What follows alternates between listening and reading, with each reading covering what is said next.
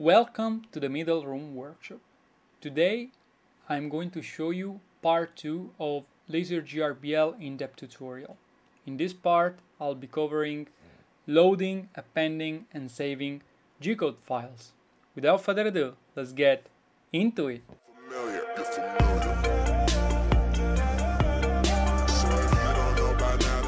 Alright, in part 1 of this tutorial I've been showing you the interface and the operation, so I won't be covering that here. If you haven't watched that part, I will highly suggest you to go watch that before so that you will be familiar with what I'm going to do and then to come back and watch this video.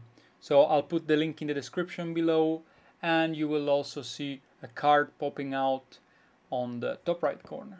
Let's start with the Gcode. Now, the Gcode, unless you don't write it yourself, which is something that you could actually do, and I actually posted a video a while back. If you are interested or you want to know more about what's Gcode and what are the different type of files, I'll suggest you to go and watch that. Anyway, most likely the Gcode has been generated through some kind of software. In our case, if you're following my channel, you know we are using Inkscape and some extension to actually export the projects into some type of Gcode format. Now you know that we have GTAC photonics, which will also allow you to input power and speed settings into your files. However, there are other extensions that will not allow you to do that. Alright, so let's start with opening our first Gcode file. So let's go over to File and Open File. That's a typical window browsing window. And so a good practice is to have a look on which are the supported files from the software. So as you can see over here, I can expand the app, and you have all the supported files as well as the breakdown into the different categories of files. So we got the Gcode, and here you can see the .nc and the .gcode, which we've been working with so far. Raster type of images like bitmap, PNG, JPEG and GIF, and vector images, which are the actual files that we can create through Inkscape. Now let's keep it up for all of the files over here, and I have here a folder with several type of Gcodes. Now let's start up with the Gcode file, .gcode file. So let's open that up. Now, as you can see here, we have a preview in our canvas, and we have this red, which is basically the part that is going to be engraved, and this brown dashed line, they are basically free passes, so that means that the laser will only sweep through but will not actually engrave or cut anything. And then as you can see over here, we see our reference point, the 0,0, so we are right now down and to the right of the coordinate system of the reference point. Now, something that is very, very important when working with Gcode type of files with LaserGRBL are two things. One, the file takes on the power and speed settings that were provided by the generating software. So in our case, the extension that we've been using within Inkscape that have exported the file into the Gcode format. And the other thing is the reference point. So as you can see, this reference point is a little bit out of the way. I mean, it makes not much sense, and that's something that I've done deliberately. So that's also something that you have to keep in mind.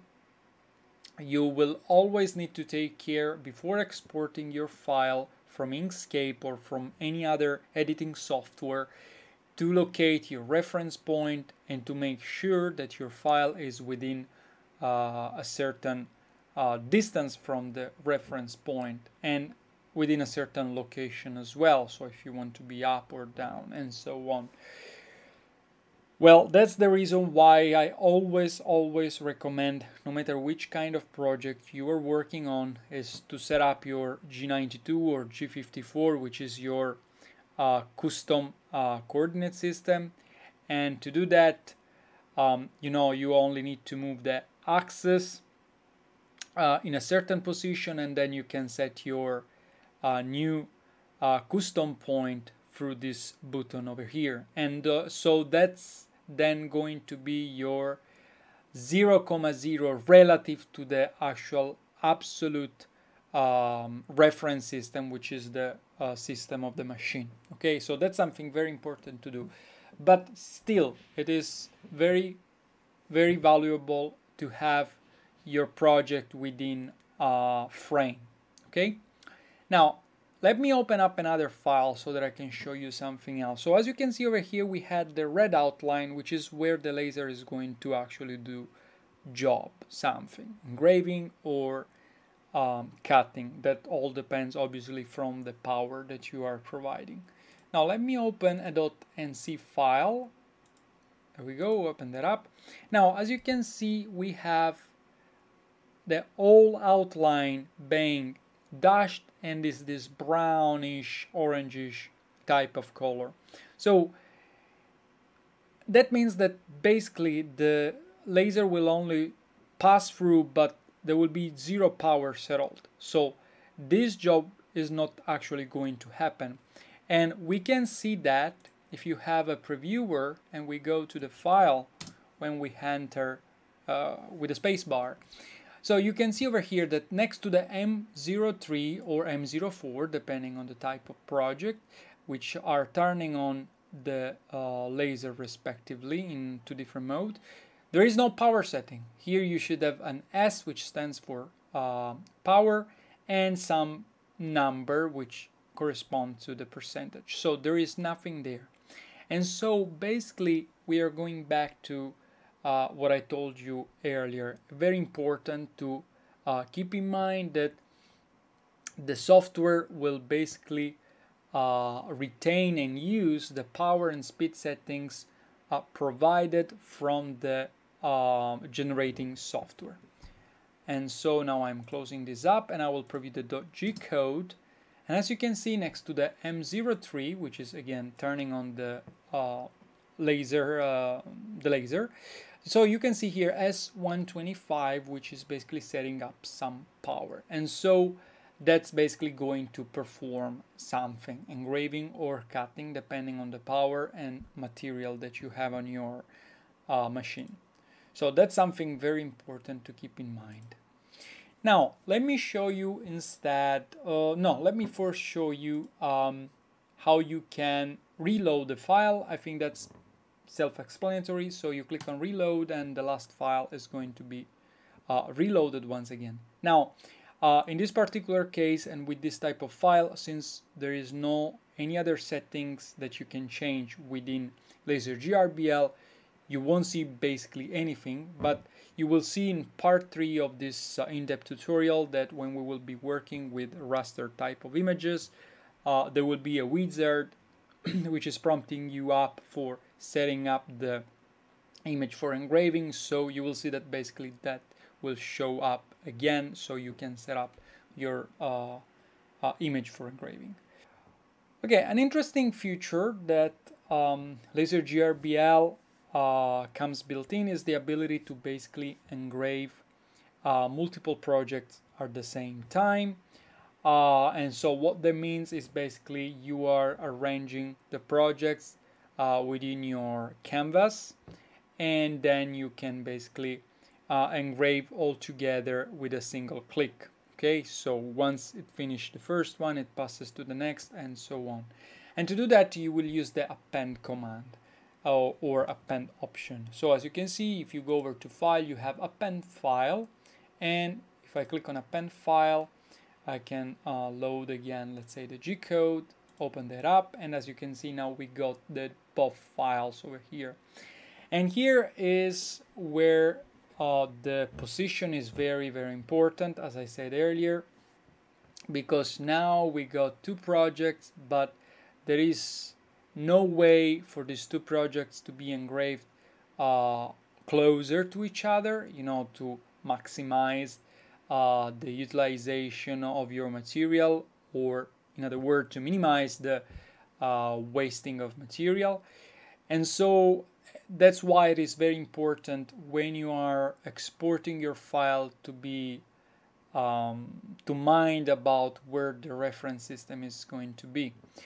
So I will now show you another set of files which I've prepared in advance. So I'll open this up.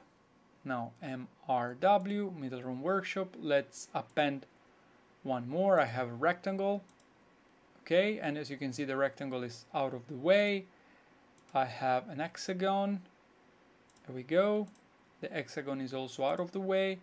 And I have, oops, not open, but append. And I got also a parallelepiped.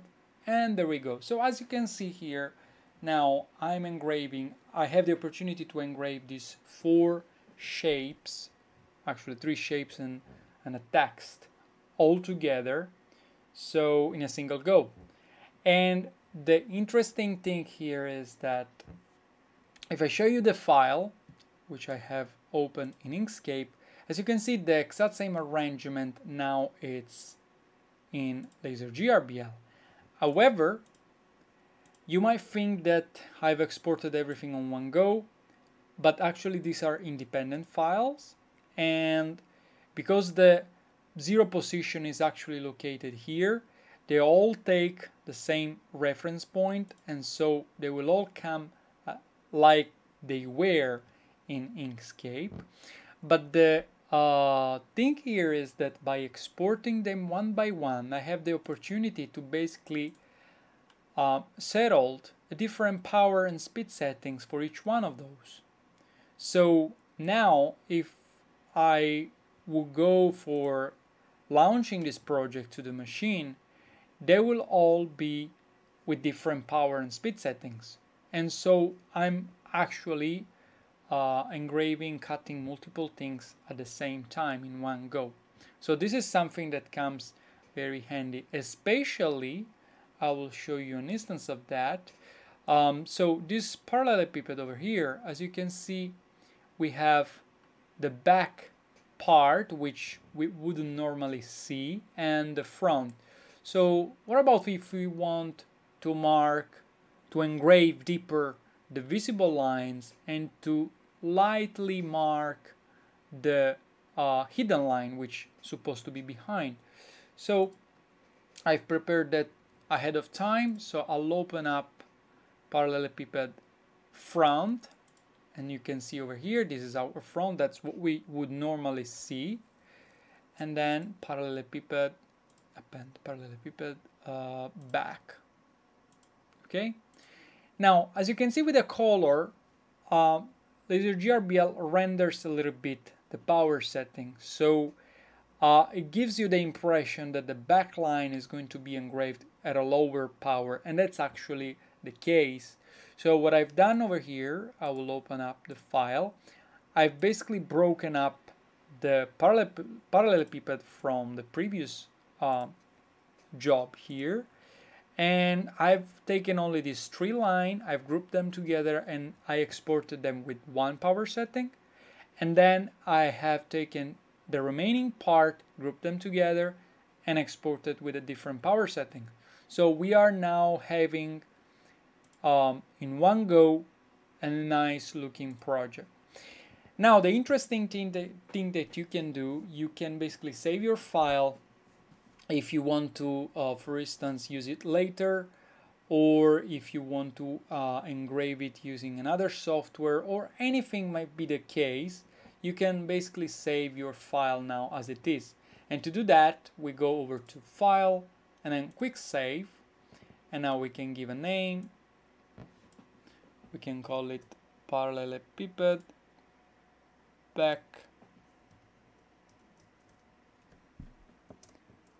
and for front, back and front. Okay, save that up. And so what happened here is that if we go to see the file that we have just generated, this is a .nc code, And now you might be wondering, but the .NC code does not care in power settings.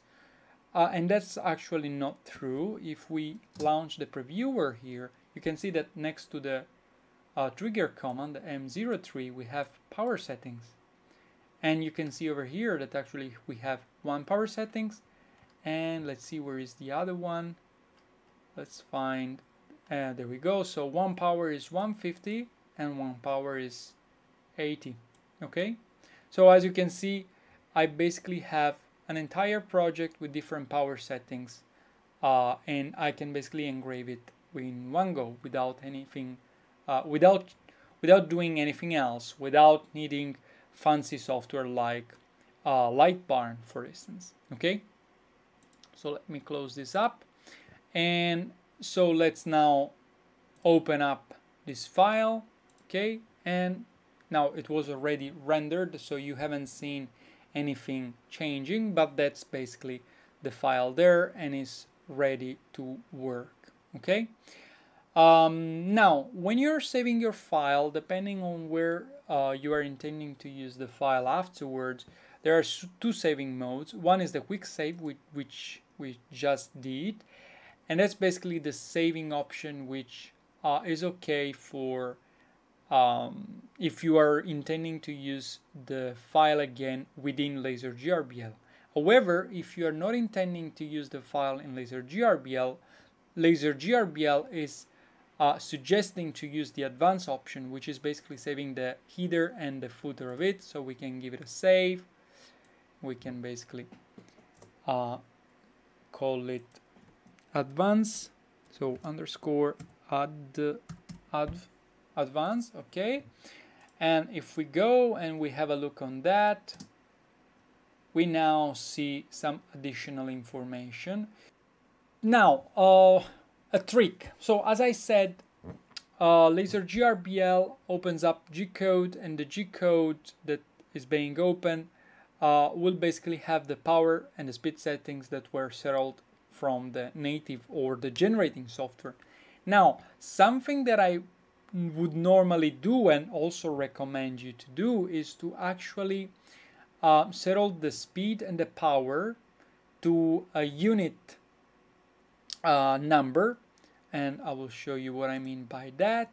So I can come over here, I can save the hexagon, and I can go generate GTech Photonics. So what I would do speed 1000 over here, the laser speed 1000 as well, sorry, that should be 1000, and the laser power to be 100, okay, and the passes to be only 1. Then I can save that up, test, okay, and I can give it apply. So you can see that this has been saved over here. So let me open now that up here, test 001, open that up. Now, by doing so, I'm not intending to engrave with that specific settings, but if you watched part 1 of this in-depth tutorial, we've been talking about the overrides over here on the bottom. So now I know that the power was settled to 100%. No, actually we didn't save it to 100%, but let's assume that that 100 meant 100%, okay? And so by scaling it down, I'm basically going down to the specific percentage. So now I'm at 30%, so I can engrave at 30%.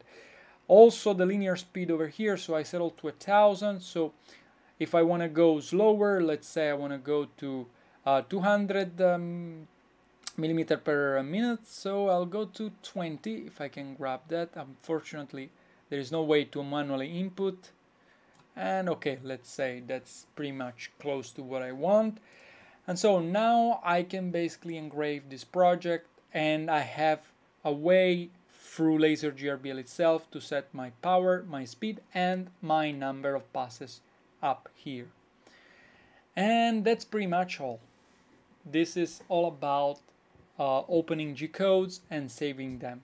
Now in the next tutorial, in part 3 of this series, I'll basically show you how to work with raster type of images, and all of the various options that are in there. And also I will show you how you can do the same appending and saving files. All right, I hope you enjoyed the video. I hope you found it helpful. If you liked it, click the thumbs up button below. If you have any comment, leave them below. And don't forget to subscribe to my channel if you want to see more videos like this one. Ciao for now.